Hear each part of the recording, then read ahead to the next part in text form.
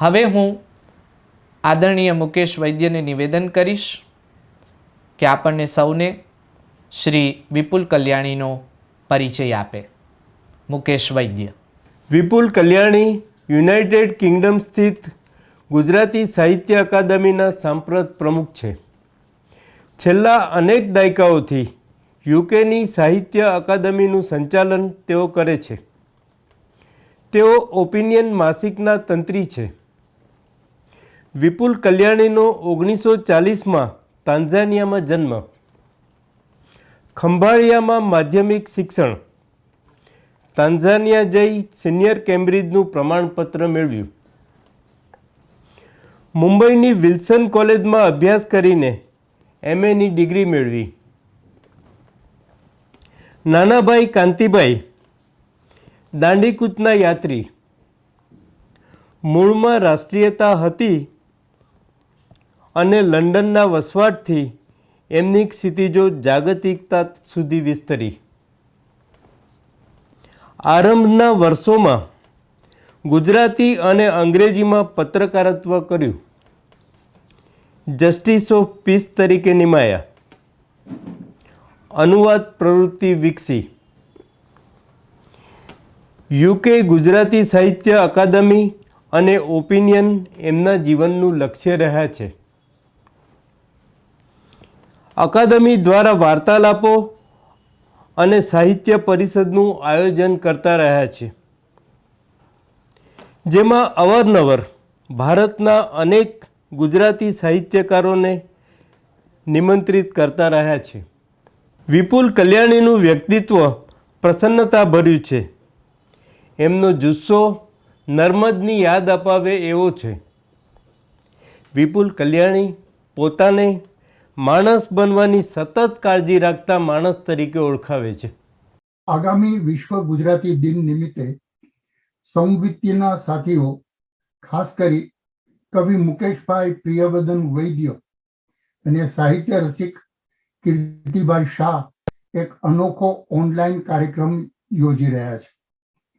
ગુજરાતના પહેલી હરોળના સાહિત્યકાર તેમજ વિવેક બૃહસ્પતિ ગુજરાત ખડું કરી શકાય તે સારું મથતા રહેતા એક અગ્રગણ્ય મશાલચી સિતાંશુ યશચંદ્રના સૂચને અમેરિકા, ઇંગ્લેન્ડ અને યુરોપમાં ગુજરાતી ભાષા અને સાહિત્યના રક્ષણ સંવર્ધનનું જે માતબર કામ થયું છે તે વિશેના પરિચય અને પરીક્ષણ વિશેની રજૂઆત મારે કરવી તેમ ગોઠવાયું.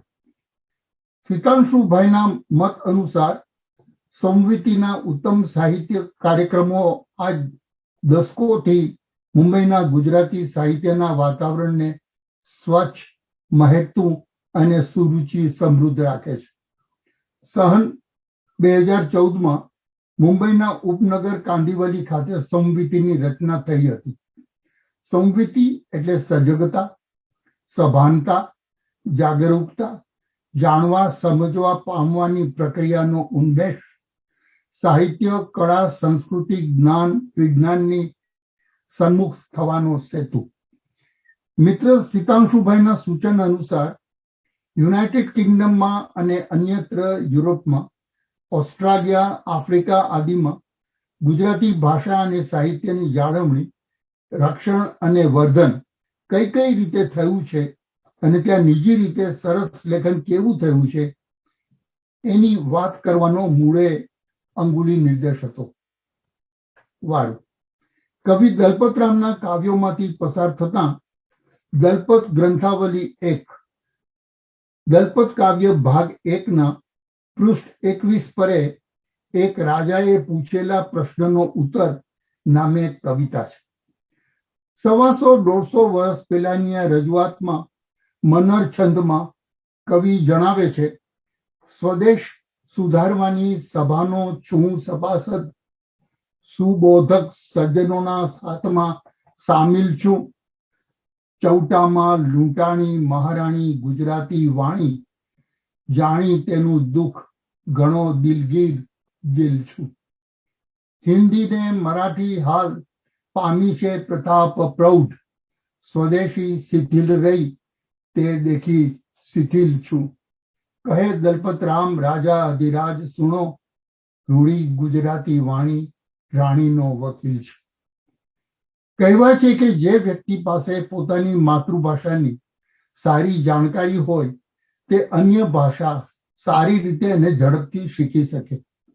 માતૃભાષા આપણો પાયો છે અને તે જ કાચો રહેશે તો શું ઇમારત બુલંદ થવાની? માતૃભાષા વ્યક્તિને આત્મવિશ્વાસ આપે છે. આ વાત વિવિધ અભ્યાસોના તારણ પરથી સાબિત પણ થઈ છે. ઇંગ્લેન્ડમાં વસતા ગુજરાતીઓમાં 1970ના દાયકામાં પોતાના સંતાનોને અંગ્રેજી માધ્યમમાં શિક્ષણ આપવાનું પસંદ કરતા હતા. પણ એક અભ્યાસ પરથી સાબિત થયું છે કે જે બાળકને પોતાની માતૃભાષામાં શિક્ષણ મળે છે તે આગળ જતા વધુ સારો અભ્યાસ કરી શકે છે. યુરોપિયન યુનિયનના દેશોના લોકો પણ પોતાના બાળકોને જર્મન, ફ્રેન્ચ જેવી પોતાની મૂળ ભાષામાં શિક્ષણ આપી રહ્યા છે. મનોચિકિત્સકનું માનવું છે કે જે વ્યક્તિ પોતાની માતૃભાષા સારી રીતે સમજી શકે તે સરેરાશ 4 થી 5 ભાષા ઝડપથી શીખી શકે. માતૃભાષા આપણો વારસો છે અને તે સ્વભાવગત આત્મવિશ્વાસ પેદા કરે છે. જાણે કે આ મૂળગત બાબતને ધ્યાનમાં રાખી વિલાયતની ગુજરાતી સાહિત્ય અકાદમીએ ગઈ સદીના 8મા દાયકાના આરંભથી જ વારસાની ભાષા અંગેનો પોતાનો અવાજ બુલંદ રાખ્યો છે. ભાષા શિક્ષણના પ્રકલ્પમાં આથી જ તો અકાદમીનું સૂત્ર ગુજરાતી સાંભળીએ, ગુજરાતી બોલીએ, ગુજરાતી વાંચીએ, ગુજરાતી લખીએ, ગુજરાતી જીવીએ ધમધમતું રહ્યું. અકાદમીએ અભ્યાસક્રમ ઘડી આપ્યો, પાઠ્યક્રમની સગવડ કરી આપી. તેને આધારે 5 સ્તરનું ભાષા શિક્ષણનું કામ આદરાયું. પાઠ્ય પુસ્તકો થયા. 18 વર્ષો સુધી સર્વત્ર પરીક્ષાઓનું આયોજન કરાયું. શિક્ષણ કામની સરળતાને ધ્યાનમાં રાખી વિલાયતની તાસીર અનુસાર શિક્ષક તાલીમની જોગવાઈ કરવામાં આવી. આશરે 500 શિક્ષકોને તાલીમબદ્ધ કરાયા અને તે વિલાયતને ખૂણે ખૂણે. એક સમયે 1 લાખ બાળકો અહીં ગુજરાતીનું શિક્ષણ લઈ રહ્યા હતા.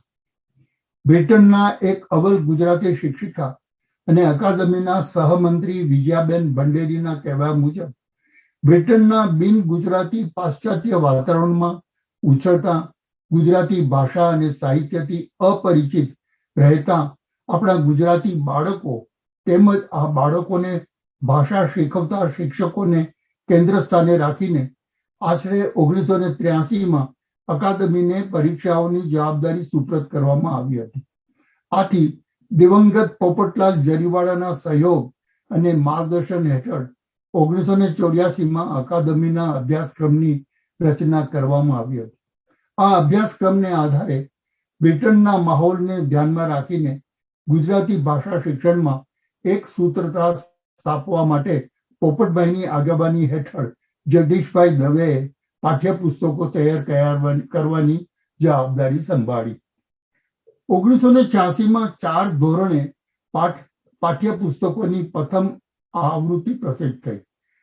ત્યારબાદ પુસ્તકોની માંગ વધતા બીજી 2 આવૃત્તિઓ પણ પ્રસિદ્ધ કરવામાં આવી. આ પાઠ્યપુસ્તકોનો બ્રિટનમાં ગુજરાતી શીખવતી કેટલીય એચિક શાળાઓ વર્ષોથી ઉપયોગ કરે છે.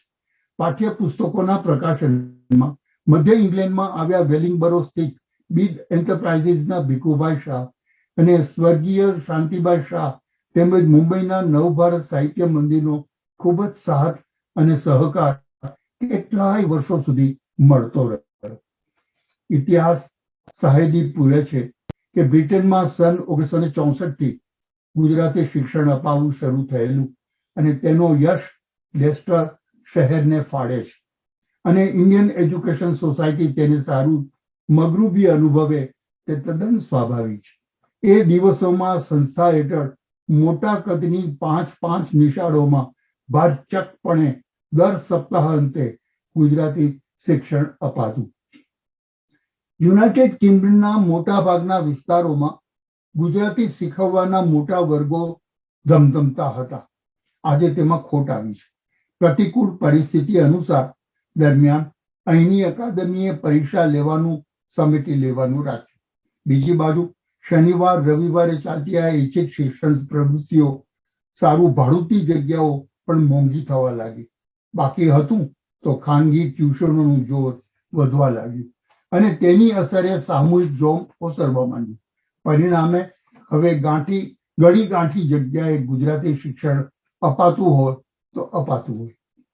બીજાબેનના મત અનુસાર બદલાતા માહોલ, ગુજરાતી શીખવા પ્રત્યે વાલીઓ તેમજ બાળકોની અરુચિના પરિણામે પરીક્ષાર્થીઓની ઘટતી જતી સંખ્યા એમ કેટલાક આનુષંગિક કારણોસર છેવટે 2002માં અકાદમીને પરીક્ષાઓ સ્થગિત કરવી પડી. યુરોપમાં પોર્તુગલના પાટનગર લિસ્બનમાં આજે ગુજરાતી ભણાવાઈ રહ્યું છે. એક સમયે સ્વીડનમાં તેમજ બેલ્જિયમના એન્ટવર્પ શહેરમાં ગુજરાતી ભાષા શિક્ષણ અપાતું.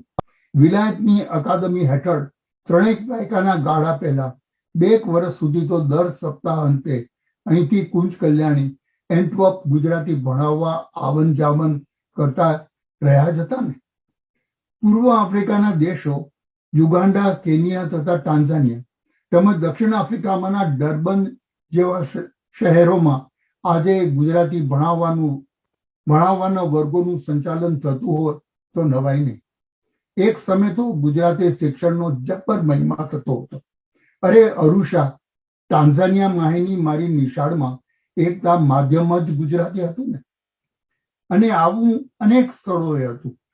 લાંબા અરસા સુધી પૂર્વ આફ્રિકાની ચલણી નોટો પર પણ ગુજરાતી લિપિમાં અધિકૃત લખાણ છપાતું જ આવેલું. આફ્રિકાના બીજા મુલકોમાં સુદાન, ઇથોપિયા, રૂવાંડા વગેરેમાં પણ ગુજરાતીનું શિક્ષણ અપાતું તે માનવાને અનેક કારણો છે.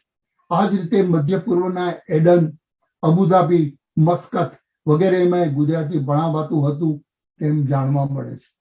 આવું દૂર પૂર્વના દેશોમાં સિંગાપોર અને હોંગકોંગમાં ગુજરાતી શિક્ષણનું ચલણ હતું.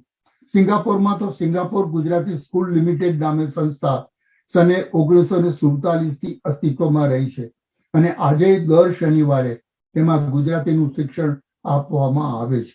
ત્યારે હોંગકોંગમાં એનું વાતાવરણ આજે નથી રહ્યું તેમ સમજાય છે. ઓસ્ટ્રેલિયા, ન્યુઝીલેન્ડમાં ગુજરાતી વસાહત મોટી છે અને જામતી જાય છે.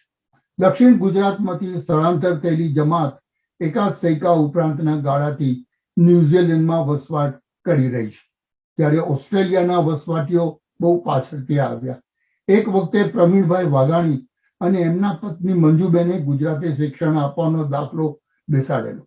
તેને 3-4 દાયકાઓ થયા હોય. એ પછી થોડો વખત એમણે ગુજરાતીમાં માતૃભાષા નામે સામયિક પણ ચલાવી જાણેલું. એક માહિતી મુજબ ભારતીબેન મહેતા અને સાથી મિત્રો હાલે ગાંધી સેન્ટર ઓસ્ટ્રેલિયાને ઉપક્રમે સિડનીમાં સપ્તાહાંતે ગુજરાતી શિક્ષણના વર્ગો લે છે અને ગુર્જર ધારા નામક એક સામયિક ચલાવે છે. બીજા વિસ્તારોમાં છૂટા જવાયા વર્ગોમાં ગુજરાતી ભાષા શિક્ષણનું કામ થતું જ હોય. વર્ષો વીતી ગયા. તે દિવસોમાં જાણ્યું હતું કે ન્યુઝીલેન્ડના ઓકલેન્ડ સરિકા શહેરોમાં ગુજરાતી શીખવવાના વર્ગો બેસતા હતા. વાત રહી કેનેડા અને યુનાઇટેડ સ્ટેટ્સ ઓફ અમેરિકા નામક દેશોની વાત. ગુજરાતી ભાષા શિક્ષણની ચિંતા યુએસએ સ્થિત ગુજરાતી સાહિત્ય અકાદમીના એક વેળાના આગેવાન પ્રમુખ ડોક્ટર ભરતકુમાર શાહે ખૂબ કરી. એમણે લેખો આપ્યા, એમણે પુસ્તકો આપ્યા. એ મુજબ હું જો ન ભૂલતો હોઉં તો કિશોરભાઈ શાહે પણ પુસ્તકો કરેલા. આ બંને વિસ્તારોમાં ક્યાંક ક્યાંક ગુજરાતી શીખવવાનું કામ ચાલે છે ખરું. અમેરિકા સ્થિત લેખક પ્રવીણકાંત શાસ્ત્રીએ એમની ફેસબુક દિવાલે હમણાં લખાણ કર્યું હતું. પરદેશમાં ગુજરાતી ભાષા અને ગુજરાતી સાહિત્ય પહેલી પેઢી પૂરતું જ મર્યાદિત છે. મારું લખેલું મારા ઘરમાં જ કોઈ વાંચી શકતું નથી. વાત તદ્દન ખરી છે. અને તેમ છતાં તળ ગુજરાતની દૂર સુદૂર આ વિવિધ વિસ્તારોમાં ગુજરાતી વાચકોને કેન્દ્રમાં રાખીને સમસામયિકો પ્રગટ થતા આવ્યા છે. આજે યુનાઇટેડ કિંગડમમાં તેમજ યુનાઇટેડ સ્ટેટ્સ ઓફ અમેરિકામાં ઠીક પ્રમાણમાં આવા સમસામયિકો ચાલે છે. તેમાં ગરવી Gujarat, Gujarat Samachar, Opinion, Gujarati Digest, Gujarat Times, Gujarat Darpan વગેરેનો સહજ ઉભરતપણે ઉલ્લેખ કરી લેવાય. ગીત સંગીતના નાના મોટા અવસરો થયા કરે છે. તેમ ભજન સંધ્યાના પણ કવિ મુશાયરા તો હોય જ.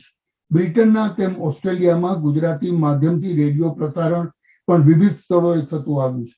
તેમાં મીરા ત્રિવેદી અને આરાધના ભટ્ટ અગ્રેસર રહ્યા છે. પૂર્વ આફ્રિકાના મુલકોમાં અને આ સૈકા વેળા અહીં વિલાયતમાં તેમજ અમેરિકામાં રંગે ચંગે નાટકો થતા. ગુજરાતી પ્રસાર અને પ્રચાર સારું એક ભારે અગત્યનું એ આંદોલન હતું.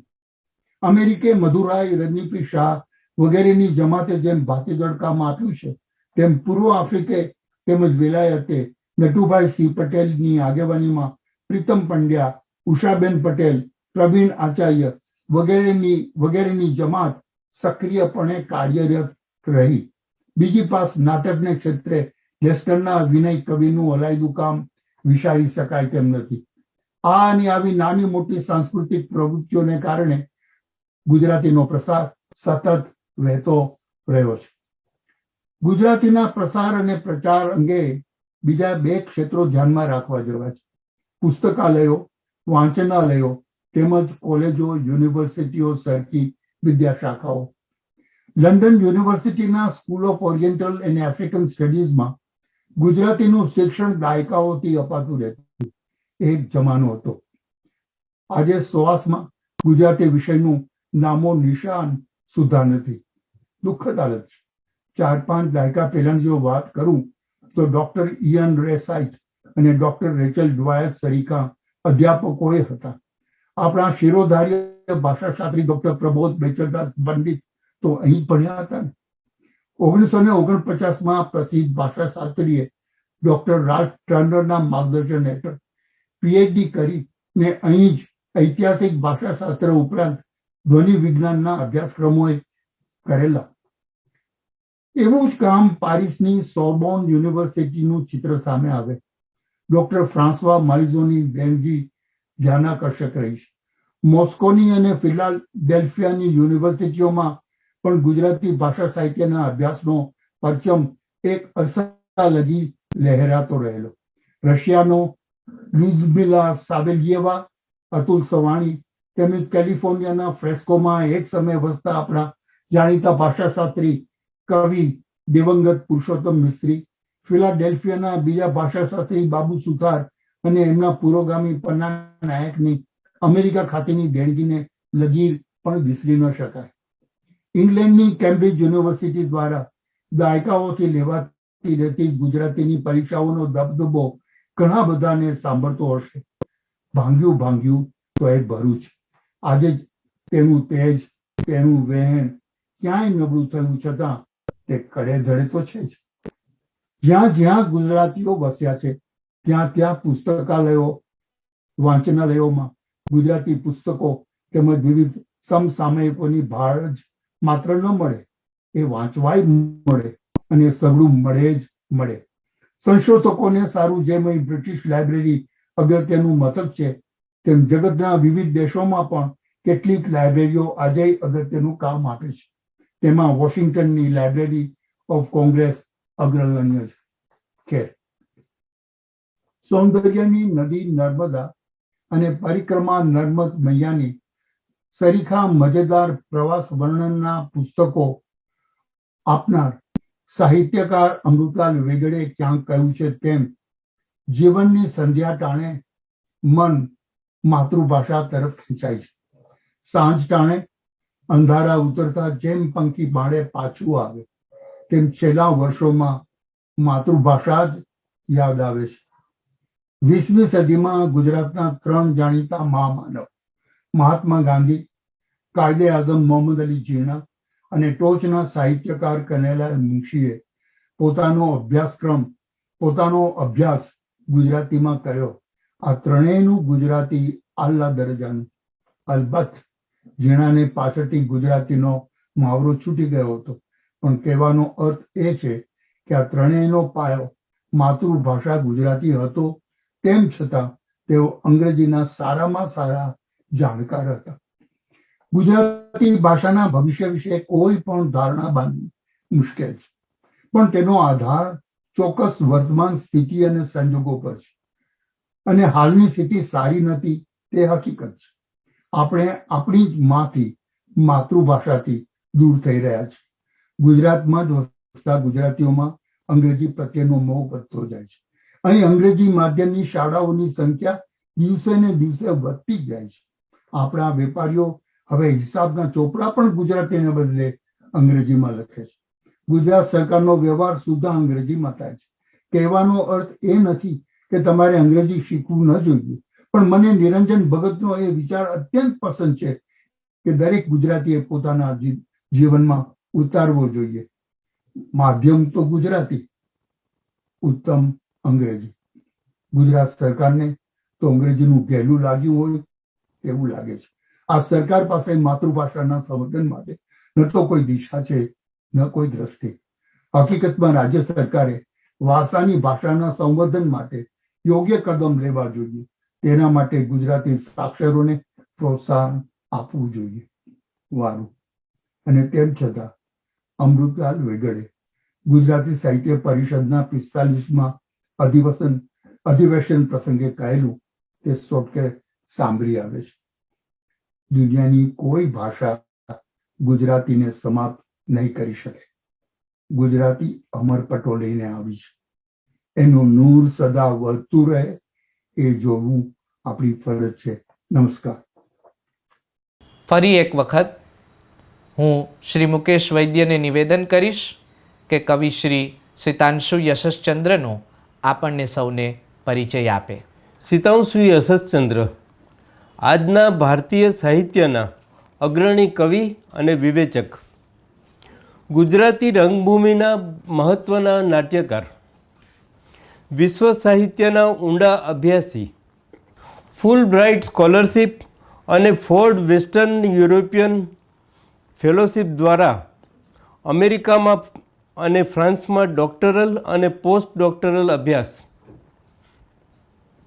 University of Pennsylvania, Chicago University, પેરિસની સોર્બોન યુનિવર્સિટીમાં અધ્યાપન માટે નિમંત્રિત, સૌરાષ્ટ્ર યુનિવર્સિટીના કુલપતિ અને MS યુનિવર્સિટીના પ્રોફેસર તરીકે કાર્ય કર્યું છે.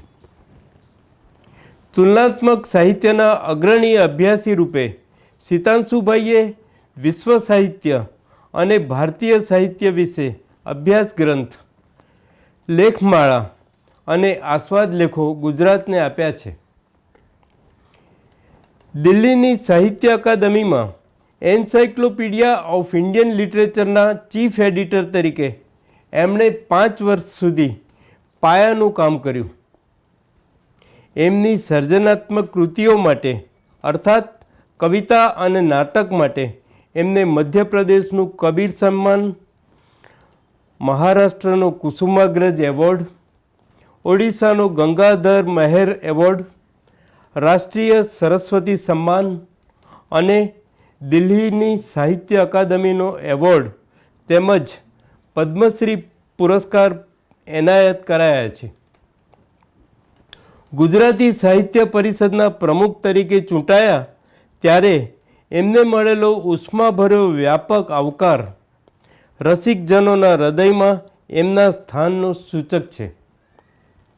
સ્પાસ્ટિક સોસાયટી ઓફ ઇન્ડિયાના સક્રિય ટ્રસ્ટી તરીકે દસકાઓથી એઓ ફિઝિકલી ચેલેન્જ બાળકો અને યુવાનો માટે કાર્યરત છે. ફાર્બસ ગુજરાતી સભાના ટ્રસ્ટી અને એના ત્રૈમાસિકના સંપાદક તરીકે એમણે ઉત્તમ કામ કરી બતાવ્યું છે. કવિ શ્રી સિતાંશુ યશસ્ચંદ્ર ગુજરાતી ભાષાની મોંઘેરી જણસ છે. નમસ્તે દોસ્તો. આ વરસાદી સાંજે આપણે જગ્યાએ જગ્યાએથી આ અનોખા નવા માધ્યમમાં ભેગા થયા છીએ. મેઘદૂત જેવો જ આ દૂત છે અને સંવિત્તીય કાર્યક્રમ પણ અનુસંધાનોનો, જોડાણોનો, પ્રવાસોનો ગોઠવ્યો છે કે આપણી આ ગુજરાતી ભાષા એ જગત સાથે કઈ રીતે જોડાય છે, ગુજરાતી સાહિત્ય. તો સૌથી પહેલાં સંવિત્તીને એના માટે અભિનંદન. કવિ મુકેશ વૈદ્ય એમની સમાર્જિત કવિ ચેતના અને સમાર્જિત ભાવક ચેતના એ આ બધાના મૂળમાં છે, અને અન્ય મિત્રોની. પણ ચેતના સક્રિય થાય એ માટે ઘણા વાના કરવા પડે. તો એવા સમર્થ આયોજક એ કીર્તિભાઈ શાહ. એમની કાર્યકુશળતા, એમની સાચી લગની, એમની નિસ્વાર્થ સાહિત્ય પ્રીતિ એ આનું સંચાલક બળ છે સંવિત્તિનું. તો જેમ સંવિત્તિ અને સંસાર કે જગત જોડાય છે, તેમ આપણી ભાષા ગુજરાતી અને એનું સાહિત્ય એ જગત સાથે કેવી રીતે જોડાયું એ વિશે મુકેશને, કીર્તિભાઈને, સંવિત્તિના બીજા એવા જ સરસ મિત્રોને વિચાર આવ્યો કે ચાલો. અને કીર્તિભાઈએ કહ્યું કે એલેક્ઝાન્ડર કિનક ફોર્બ્સ ઉપર કરીએ, તો બહુ સરસ વિચાર હતો, નવો હતો. આમ ફોર્બ્સ ઉપર કર્યું છે, પણ આ દૃષ્ટિકોણથી એમને સૂચ્યું, એટલે એમાંથી વાત શરૂ થઈ. હવે ફોર્બ્સ સાહેબ જેમ હતા 19મી સદીના પૂર્વાર્ધથી માંડીને ઉત્તરાર્ધમાં થોડા વર્ષો, 65માં તો સમાપ્ત થયો એમની જીવનલીલા, 65-66માં. તો એ સમયે તો ગ્રીન સાહેબ પણ હતા, નંદશંકર મહેતાના પેટર્ન જેવા. એક ચેટફિલ્ડ સાહેબ પણ હતા, જેણે નર્મદે બહુ હેરાન કર્યો હતો.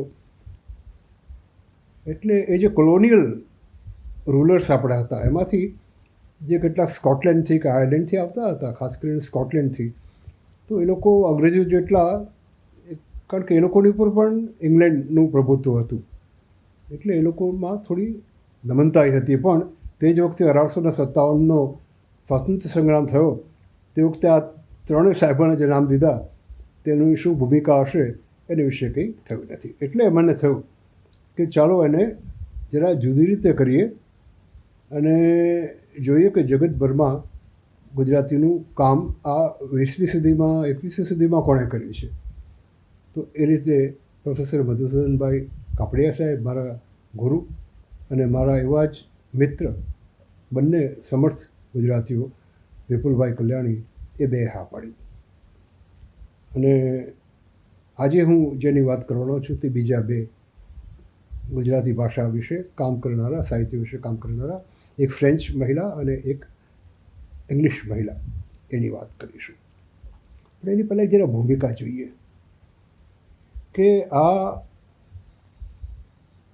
ગુજરાતીમાંથી અનુવાદ થવા જોઈએ અને બીજા અંગ્રેજી ભાષી વિદેશીઓ ન કરતાં આપણે કરીએ અને કાલા ઘેલા અનુવાદો થાય ને, બરાબર છે. પણ મુદ્દો એ છે કે આપણે શા માટે અનુવાદ કરીએ છીએ?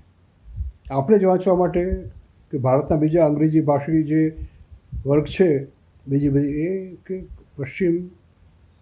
આ બધા અટપટા સવાલો છે.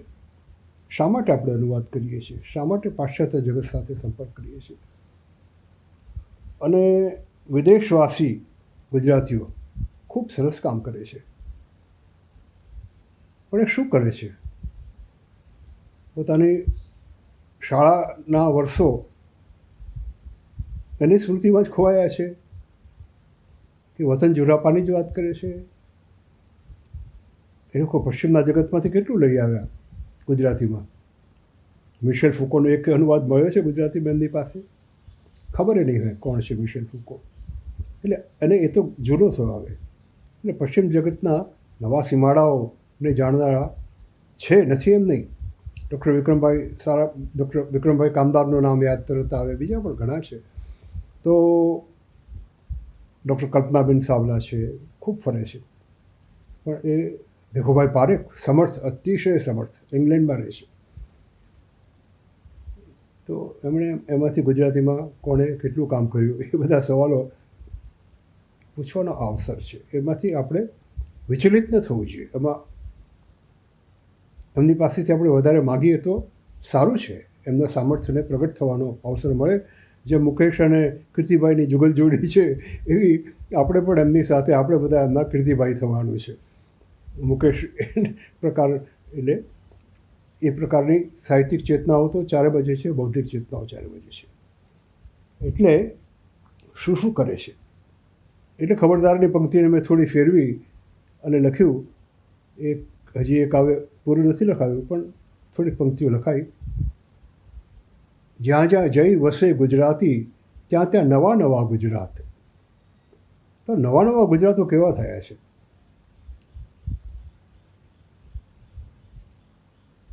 ગ્રેટ બ્રિટનનો પ્રાઇમ મિનિસ્ટર કદાચ ભારતીય મૂળનો આવે પણ ખરો, પણ શું કરશે આવીને? એ મુદ્દો છે. એટલે એ ભૂમિકાએ આપણે જઈએ કે તો એમાં મને એક નગીનદાસ પારેખ, આપણા સમર્થ વિદ્વાન, જોઈએ એટલે આપણે જાણ્યા નથી. એમણે રવિન્દ્રનાથ ટાગોરના નિબંધોનો અદ્ભુત અનુવાદ કર્યો છે. એ એમણે અને બીજા અન્ય કેટલાક, પણ મુખ્યત્વે એમણે આ પુસ્તક છે. બંગાળી જેવું લાગે છે પણ ગુજરાતી ભાષામાં છે.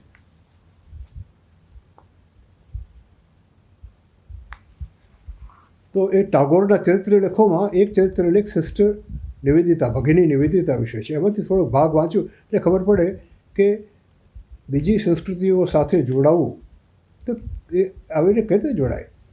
ફાર્બસ સાહેબે બહુ સારું કામ કર્યું, ચેટફિલ્ડે નઠારું કામ કર્યું, પણ એ બધાની એક મર્યાદા હતી.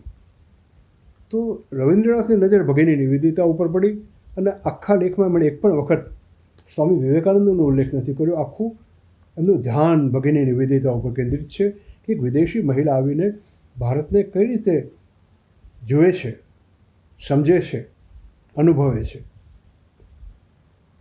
વાંચું છું. આપણે જ્યારે દેશ કે માનવજાત કે એવી કોઈ સમષ્ટિગત સત્તાને મનથી જોવાનો પ્રયત્ન કરીએ છીએ ત્યારે તેને અત્યંત અસ્પષ્ટ રૂપે જોઈ શકીએ છીએ. તેનું કારણ છે આપણે એવી બૃહદ વ્યાપક સત્તાને કેવળ માત્ર મન વડે જ જોવા ઈચ્છીએ છીએ, આંખ વડે જોતા નથી. આ રવિન્દ્રનાથ. મન વડે જોવું એક વસ્તુ છે, આંખ વડે ઇન્દ્રિય પ્રત્યક્ષ વાસ્તવ. જે માણસ દેશના દરેકે દરેક માણસમાં આખા દેશને જોઈ શકતો નથી, તે મોઢે ફાવે તેમ કહેતો હોય, દેશને યથાર્થ ભાવે જોતો નથી. ભગિની નિવેદિતાની બાબતમાં મેં જોયું છે કે તેઓ આમ જનતાને જોતા, સ્પર્શ કરતા, કેવળ તેનો મનમાં વિચાર જ નહોતા કરતા. મેં તેમને ગામની ઝૂંપડીમાં રહેનારી એક સામાન્ય મુસલમાન સ્ત્રી સાથે જે રીતે અકૃત્રિમ શ્રદ્ધાપૂર્વક વાત કરતા જોયા છે, તેમ કરવું સામાન્ય માણસ માટે શક્ય નથી. કારણ ક્ષુદ્ર માણસમાં બૃહદ માણસને પ્રત્યક્ષ જોવાની શક્તિ ખૂબ અસાધારણ વસ્તુ છે. તે શક્તિ તેમને અત્યંત સહજ હતી. માટે જ આટલા બધા દિવસ ભારત વર્ષની આટલા બધા નજીક રહ્યા છતાં તેમની શ્રદ્ધા ઘટી નહોતી. આમ જનતા ભગિની નિવેદિતાના હૃદયનું ધન હતું. એટલા માટે જ તેઓ કેવળ દૂરથી તેમનું ભલું કરી મહેરબાની નહોતા કરતા. આ મુદ્દો છે રવિન્દ્રનાથનો. કે તમે વિદેશમાં રહેતા ગુજરાતી હો કે વિદેશમાં રહેતા વિદેશી હો, કૃપા કરીને અમારી ઉપર કૃપા ન કરતા. અમે કૃપાપાત્ર નથી. મૈત્રી બરાબર છે, કૃપા નહીં. આમ જનતા ભગિની નિવેદિતાના હૃદયનું ધન હતું. એટલા માટે જ તેઓ કેવળ દૂરથી તેમનું ભલું કરી મહેરબાની કરતા નહોતા. તેઓ તેમનો સંસર્ગ ઈચ્છતા, તેમને સંપૂર્ણપણે ઓળખવા અને સમજવાને માટે તેઓ પોતાનું સમસ્ત મન તેમના તરફ લંબાવતા હતા. તેમણે તેમના ધર્મ, કર્મ, કથા, કાહિની, પૂજા પદ્ધતિ, શિલ્પ, સાહિત્ય, તેમની જીવન યાત્રાની બધી વિગતો કેવળ બુદ્ધિ વડે નહીં, આંતરિક મમતા વડે સમજવાનો પ્રયત્ન કર્યો હતો. તો આંતરિક મમતા અપનાવો તમે. મારું, આ તો મારું છે, આ કે અભ્યાસનો વિષય નથી. એક આત્મીયતા જગતભરમાં કહેવાય. આપણે પશ્ચિમ માટે કરી દઈએ, પશ્ચિમ આપણે માટે કહેવાય, અને પશ્ચિમ જ જગત નથી. આફ્રિકાએ છે, ઓસ્ટ્રેલિયાએ છે. ઓસ્ટ્રેલિયા તો પશ્ચિમનો થોડો ભાગ છે, પણ એશિયા છે આખો. એની ઉપરથી મને યાદ આવે છે દોસ્ત, એક વખત સોવિયત યુનિયન હતું ત્યારે મારે ત્યાં જવાનું થયું હતું. એક લેખક તરીકે પુષ્કિન ફેસ્ટિવલમાં આમંત્રણ હતું. તો મોસ્કોમાં પહેલાં ગયા. તો બીજા પણ થોડાક લેખકો હતા ભારતીય. તો એક અમે બધા ડેલિગેશન ત્યાં તો હું તે વખતે એન્સાઇક્લોપીડિયા ઓફ ઇન્ડિયન લિટરેચર એના મુખ્ય સંપાદક તરીકે કામ કરતો હતો. એટલે ત્યાં આગળ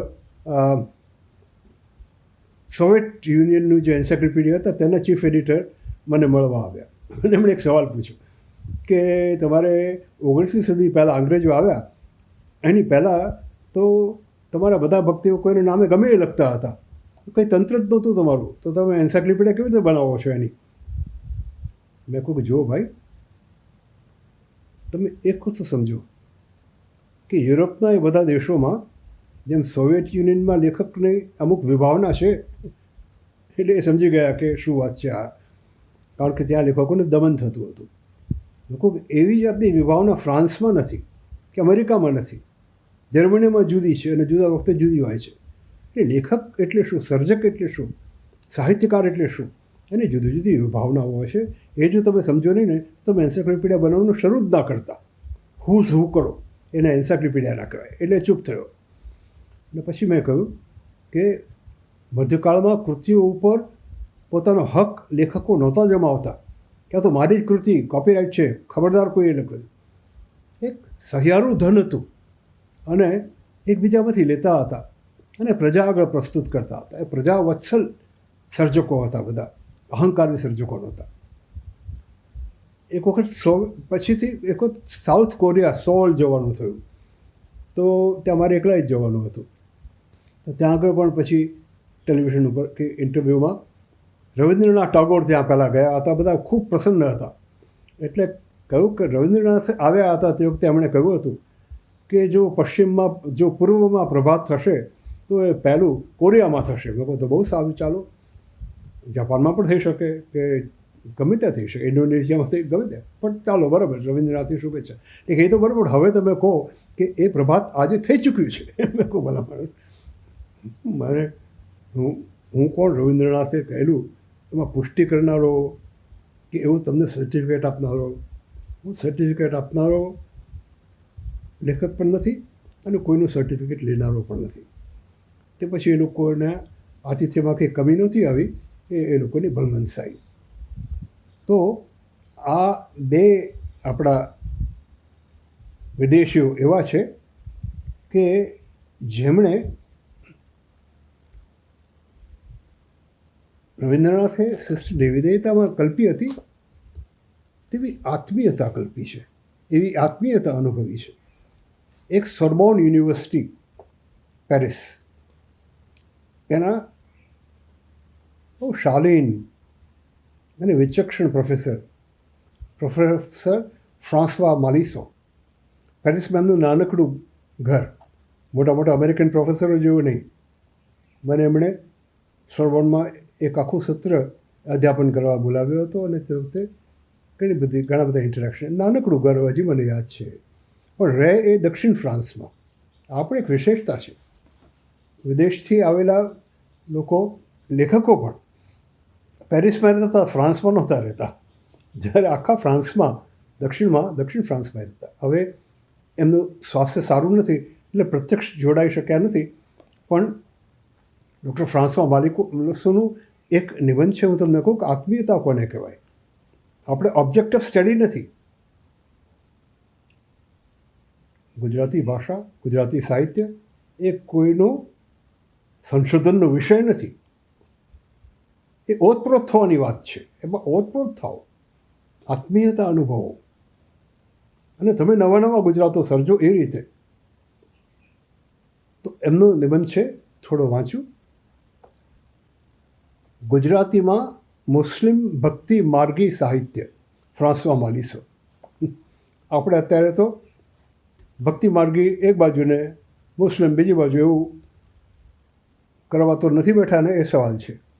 જ્યારે આ એક ફ્રેન્ચ મહિલા મુસ્લિમમાં ગુજરાતીમાં મુસ્લિમ ભક્તિ માર્ગી સાહિત્ય, ગુજરાતમાં નહીં ગુજરાતીમાં, આ ઉર્દુમાં નથી લખતા, ગુજરાતીમાં લખે છે અને ભક્તિ માર્ગી સાહિત્ય રચે છે.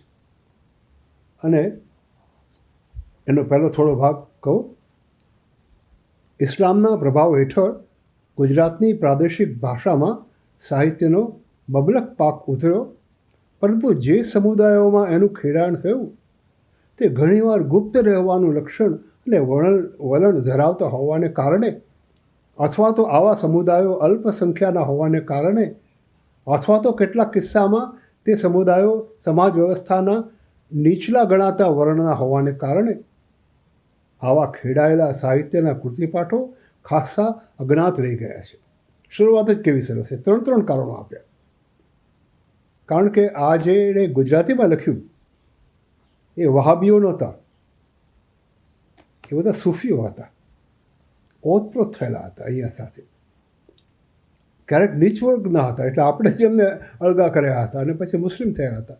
તે કે ના આપણે લખીએ એમાં કે ઓછું કે જાળવવાનું હોય, અંદર ગાઈ લેવાનું.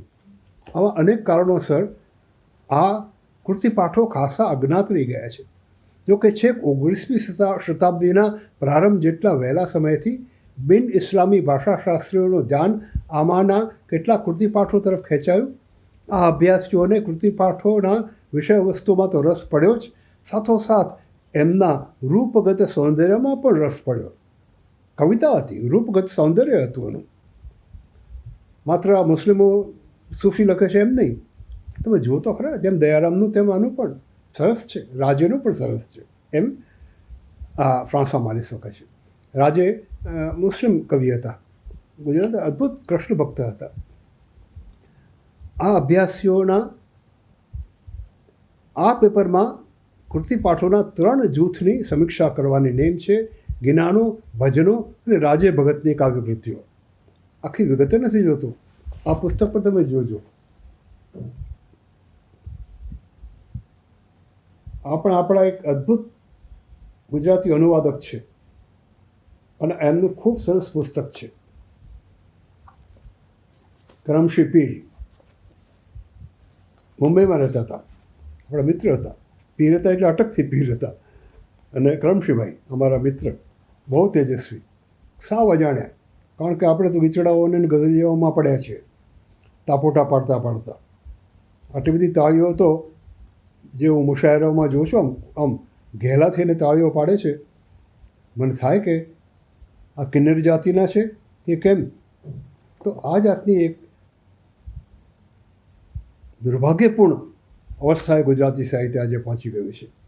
તેમાંથી આખા જગતમાંથી આપણા ઇન્ટરેક્શનો જોઈ અને આ ગિનાનો, ભજનો, રાજે ભગતની કાવ્યકૃતિઓ આ બધું જુઓ તો, અને કેવું સરસ એમણે 13મી શતાબ્દીથી 20મી શતાબ્દીના પ્રારંભ સુધીના સમયગાળામાં 13મી શતાબ્દીથી 20મી રચાયેલા ગિનાનોની સંખ્યા 800 જેટલી થવા જાય છે અને તે અનેકવિધ લંબાઈ ધરાવતા રહ્યા છે.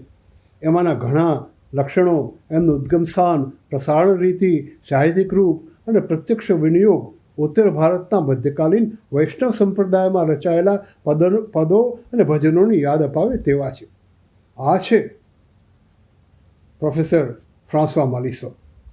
આજે ગુજરાતના કેટલા પ્રોફેસરો આવા ઊંડાણથી ગુજરાતી સાહિત્યનું અધ્યયન કરતા હશે. જગ્યાએ જગ્યાએ મોટા મોટા મહેલો જેવી કોલેજોમાં, અને મોટે ભાગે તો જે અધ્યાપક થવા લાયક નથી તેમની નિમણૂક સંચાલકો કરે છે, એ અલગ વાત છે. તો આપણી વિદ્યાની જે અનવસ્થા છે, વિદ્યા વિનાશને માર્ગે, એની વિશે પણ આપણે વિચારવું જોઈએ. ગુજરાતી ભાષા અને સાહિત્યનું જતન કરવું હોય તો એ કોલેજોનું કોણ સંચાલન કરે છે, કઈ રીતે નિમણૂકો કરે છે. એટલે અને તો પછી અને છે ઉત્તમ અધ્યાપકો, આજે નથી એવું નહીં, છે, જરૂર છે, પણ બહુસંખ્ય અધ્યાપકો અનુત્તમ છે. તો આ રીતે જ્ઞાનોના વિષય વસ્તુઓમાં જાત જાતની વિવિધતા રહી છે. પ્રચારાત્મક, પુરાકલ્પનમૂલક નીતિમૂલક, વિધિ વિધાનમૂલક આ બધું હશે, નથી એમ નહીં, બરાબર જુએ છે. અને એ ઉત્તમ પ્રકારનું સાહિત્ય નથી, કારણ કે એ તો પ્રચારાત્મક છે કે વિધિ વિધાનમૂલક છે. જે રીતે કેટલાક ભજનો પણ એવા હોય છે વિધિ વિધાનમૂલક, પણ એ ઉત્તમ નથી. એ રીતે અહીંયા પણ, પરંતુ સૌથી રસપ્રદ જ્ઞાન સંગ્રહ તો એ છે જેમાં ભારતીય ઇસ્માઇલીઓનો મરમીવાદ આલેખાયો છે. તેમાં એક તરફ સાધક ભક્તનું આંતરિક વાસ્તવ, સર્વોચ્ચ એવી આધ્યાત્મિક અભેદાનુભૂતિ સાથે તાદાત્મ્ય સાધતું હોય એવી પ્રક્રિયા વર્ણવાયેલી હોય છે, અને બીજી તરફ ઇમામનું આંતરિક વાસ્તવ આલેખાયું હોય છે, એટલે કે ઈશ્વરની સાથેની અભેદાનુભૂતિ વર્ણવવાની મથામણ હોય છે. આવા જ્ઞાનો તેમાંના ભાવાત્મક લક્ષણોને કારણે લોકભોગ્ય બની રહ્યા છે. અન્ય પક્ષે ઉત્તર ભારતના વૈષ્ણવ સંતોને પ્રિય એવા વિષયોનું પણ જ્ઞાનોમાં યથાતથ પ્રતિબિંબ પડતું રહ્યું છે. જેમાં એક સંપ્રદાય એવો છે જે સત શબ્દને સત કેરી વાણી મકરંદભાઈનું પુસ્તક છે. સત શબ્દને અસ્તિત્વના સાગરને પાર કરવા એકમાત્ર સાધન લખે છે. તાલિબાન તો મારી નાખ્યા આ કવિઓને, અને ધર્મના બાહ્યાચારને બદલે છેક અભ્યંતર ગુરુ સુધી વિસ્તરતી હોય એવી ભક્તિનો મહિમા ગવાયો છે. તે વિરહિણીના પ્રતીકનો વિનિયોગ કરે છે અને એકેશ્વરવાદનો પુરસ્કાર કરે છે. તો આ બધું ફ્રાન્સવા માલિસોએ જે કહ્યું, તો એ છે વિદેશ સાથેનો ભારતનો સંપ. આ ફ્રાન્સવા માલિસોનું નામે ગુજરાતમાં કેટલાએ સાંભળ્યું હશે. આ તો સારું છે કે ક્રમશી પીરે એમનો અનુવાદ કરી આપ્યો, અને એ પણ સારું છે કે એ મોટા અને અનેક બીજું બધું છે. અને ક્ષિતિજ સંશોધન પ્રકાશન કેન્દ્ર, એણે સુરેશ જોશી અને કમલને, નૌશીનને, એ બધા મિત્રોએ, વચ્ચે જયંતભાઈ હતા, આ બધાએ ક્ષિતિજ સંશોધન પ્રકાશન કેન્દ્રમાં આ પ્રકાશન કર્યું, અને પ્રકાશન વર્ષ એનું છે 2012. તો 2012થી 2022 વચ્ચે 10 વર્ષમાં આપણે પૂછાવીએ કે આ પુસ્તકની કેટલી નકલો ગુજરાતે ખરીદી. છેલ્લે રેચલ ડ્વાયર ઇંગ્લેન્ડમાં રહે છે, ભારત પણ ઘણીવાર આવે છે. હવે તો બોલિવૂડની ફિલ્મો ઉપર એ સંશોધન કરે છે, પણ પહેલાં એમણે જે કામ કર્યું હતું તે, જેમ ફ્રાન્સવા માલિસોએ ડૉક્ટર બાયણી સાહેબ પાસે નરસિંહના પ્રાચીન ગુજરાતી સાહિત્ય અને ધોળ સાહિત્ય ઉપર PhD કર્યું હતું, તેમ ડૉક્ટર રેચલ ડ્વાયરે આ પુસ્તક the poetics of devotion, the Gujarati lyrics of Dayaram, એની ઉપર આ બેને કામ કર્યું છે. SOS યુનિવર્સિટી ઓફ લંડનની જે સંસ્થા છે આફ્રિકા અને એશિયાના સ્ટડીઝની, એમાં એ પ્રોફેસર હતા, હવે નિવૃત્ત થયા છે. એમણે દયારામના પદોનો અંગ્રેજી અનુવાદ કર્યા છે. એટલા તો અદ્ભુત છે કે એમાંથી થોડા હું વાંચીને આજનું આપણી આ બેઠક પૂરી કરીએ. તો રેચલ ડ્વાયર એમના જો અનુવાદ કેવી રીતે થાય, અંગ્રેજી ભાષાને જ્યાં સુધી બરાબર ન જાણતા હોઈએ, વ્યવહારની ભાષા તરીકે નહીં, ઓફિસમાં બોલવાની કે ઘરમાં છાંટવાની કે એ રીતની ભાષા તરીકે નહીં, પણ અંદરથી જેમ ગુજરાતીના વાંક વળાંક આપણે જાણીએ છીએ, આરો અવરો જાણીએ છીએ, એની મોટો શબ્દ ભંડોળ જાણીએ છીએ જન્મજાત, એવી રીતે જો આપણે પ્રયત્નપૂર્વક અંગ્રેજી ભાષાને આત્મસાત ન કરી હોય તો અનુવાદ કરવું બહુ કઠણ છે. તો જુઓ કે આ દયારામનું પદ છે, ગરબી છે, આપણે જાણીએ છીએ. ઊભા રહો તો કહું વાતડી બિહારીલાલ, તમકા જે ગાળી છે મેં જાતડી બિહારીલાલ. ગોપી કૃષ્ણને કહે છે, એનો અનુનય કરે છે. ઊભા રહો તો કહું વાતડી, ઊભા રહો, જ્યારે તમે તો ચાલે જાઓ છો, ઊભા તો. એનો અનુવાદ જુઓ. ઇફ યુ સ્ટેન્ડ સ્ટીલ તો બહુ ચંચળ છે, કેમ દોડાદોડી કરે છે, ઊભો રે મારી વાત સાંભળ. If you stand steel then I'll tell you something, Biharilal. કહું વાતડી, Biharilal. I'll tell you a story. નહીં, I'll tell you something, મનની વાત કહું. વાતડી એટલે મનની વાત, એટલે તો વાતડી કહે છે, વાત નહીં. એ રેચલ ડ્વાયર સમજે છે. If you stand steel then I'll tell you something, Biharilal. For you I have wasted myself, Biharilal. તબક્કા જે ગાળી છે મેં જાતડી. I have become thin, કે I have liquefied myself. નહીં. For you I have wasted myself, Biharilal. જે દાડે મળ્યા હતા વૃંદાવનમાં, બિહારીલાલ, તે દાડાની તાલાવેલી તનમાં, Biharilal. The day on which we met in Vrindavan, the impatience of that day is in my body. પછી બિહારીલાલ નથી કહેતી. The day on which we met in Vrindavan. આજની કોઈ છોકરી કહેતી કે આપણે ત્યાં મળ્યા હતા ને પેલા, હવે તો છોકરા છોકરી ક્યાં મળે છે મને ખબર નથી, પણ જ્યાં હોય ત્યાં એ વૃંદાવન એમનું. The day on which we met in Vrindavan, the impatience of that day. તાલાવેલી, તાલાવેલીનું ઇમ્પેશન્સ કરવું કેવી અદ્ભુત વસ્તુ છે. The impatience of that day is in my body. તે દાડાની તાલાવેલી તનમાં, બોડી તનમાં. એટલે આમ મુક્ત અનુવાદ નથી, બહુ પ્રમાણિક અનુવાદ છે, મૂળને બહુ નજીકનો અનુવાદ છે, છતાંય અંગ્રેજીની બહુ નજીક છે. તો મૂળની નજીક રહેવું ને અંગ્રેજી નજીક રહેવું, એવું અત્યારે અંગ્રેજીમાં, અત્યારે ઇંગ્લેન્ડમાં અને અમેરિકામાં વસતા જે ગુજરાતીઓ છે એ આ રીતે અંગ્રેજી ભાષાને સમજો ને, આ રીતે આત્મસાત કરો ને પછી અનુવાદ કરો. પોતાના મિત્રોના અનુવાદ કરવા કરાવવા, એ આખું જે ફેક્ટરી ચલાવી છે, એ ફેક્ટરીમાં ઝેરી રસાયણો પેદા થાય છે અને ગુજરાતી પ્રજાનું અહિત કરે છે. એ ફેક્ટરીઓ બંધ કરો. ખરેખર પ્રેમથી, સિસ્ટર નિવેદિતા જેવા પ્રેમથી ગુજરાતીને અને અંગ્રેજીને બંનેને ચાહો. અને ફ્રેન્ચ ભાષાને પણ ફ્રાન્સમાં પણ થોડા રહે છે, ક્યાં ગુજરાતી નથી રહેતા. તો નવલા ગુજરાત, નવા ગુજરાત આવા પેદા થાય એવી આપણે આશા રાખીએ. અને છેલ્લી બે પંક્તિઓ છે. આતુરતા એવી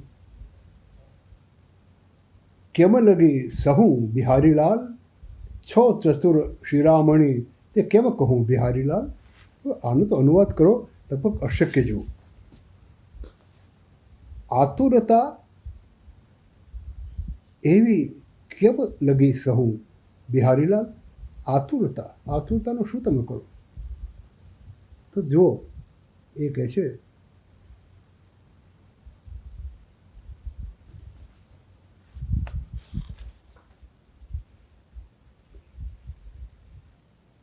How long can I bear this anxiety? Anxiety શબ્દ કેવો સરસ લઈ આવ્યા. How long can I bear such anxiety? Such anxiety?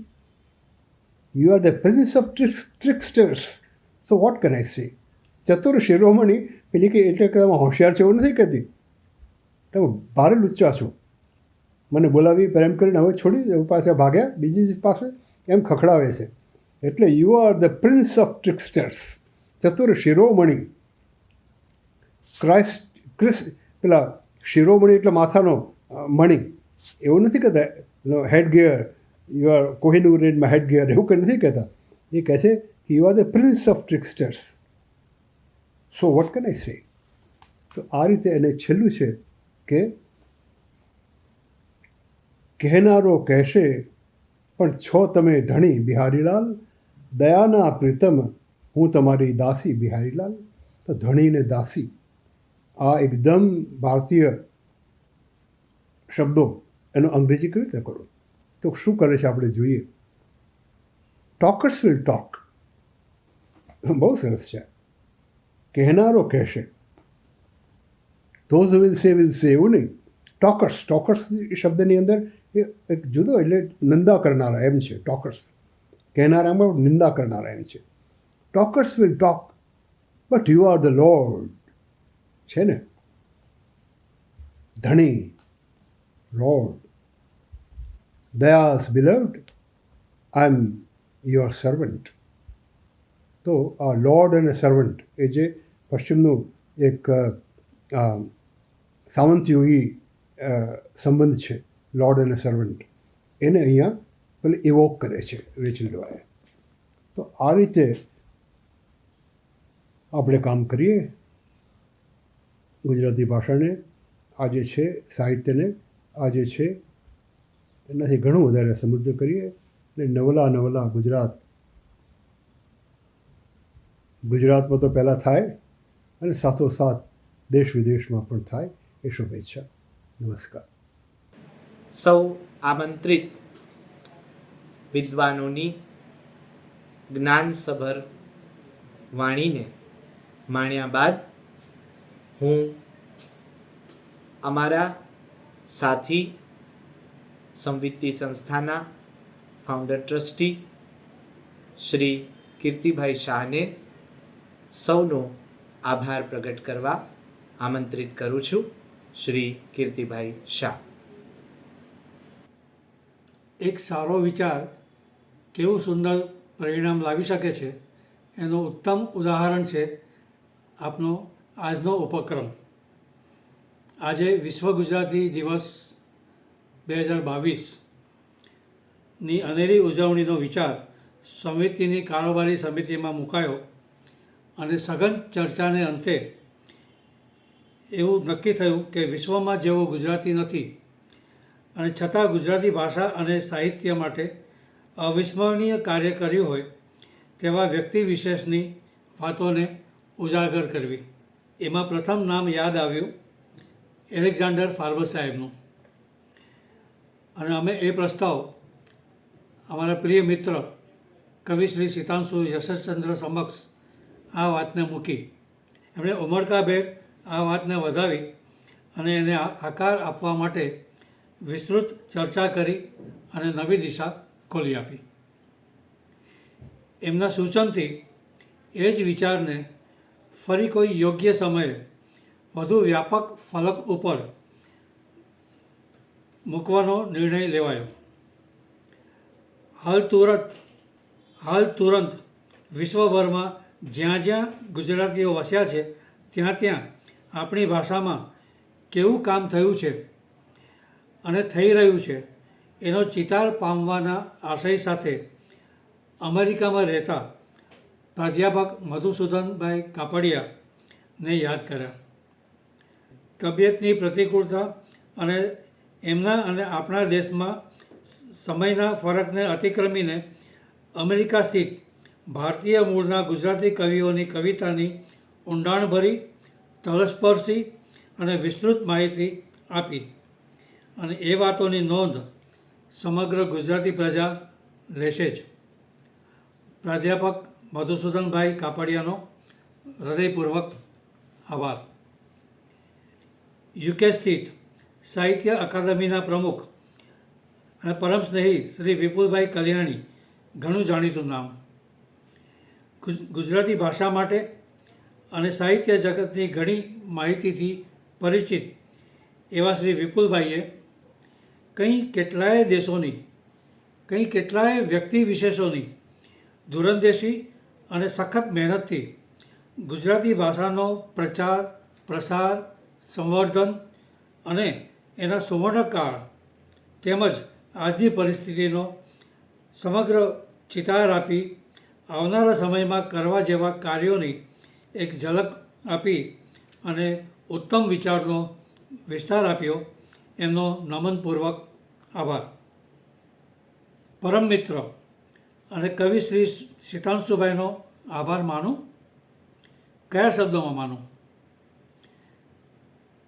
એમણે તો એક સૂચન માત્રથી સંવિત્તિની પ્રવૃત્તિ માટે નવી દિશા ખોલી આપી. એટલે એમનો આભાર નથી માનતો, કારણ હજી સાહિત્યલક્ષી ઘણા કાર્યક્રમો એમની સાથે એમના માર્ગદર્શન હેઠળ કરવાના છે. સંવિત્તિના અન્ય મિત્રો કવિ શ્રી મુકેશ વૈદ્ય, શ્રી હાર્દિક ભટ્ટ અને ફોટોગ્રાફર અને આ સમગ્ર કાર્યક્રમનું જે નિયોજન કર્યું છે તેવા શ્રી સંજયભાઈ ગોહિલનો આભાર માનવો જ રહ્યો ને. તાંત્રિકી સંચાલન અને સહકાર માટે પ્રાધ્યાપક ઋષિતભાઈ, શ્રી દર્શન ગોહિલ અને ધવલ શાહનો પણ આભાર. જય જય ગરવી ગુજરાત.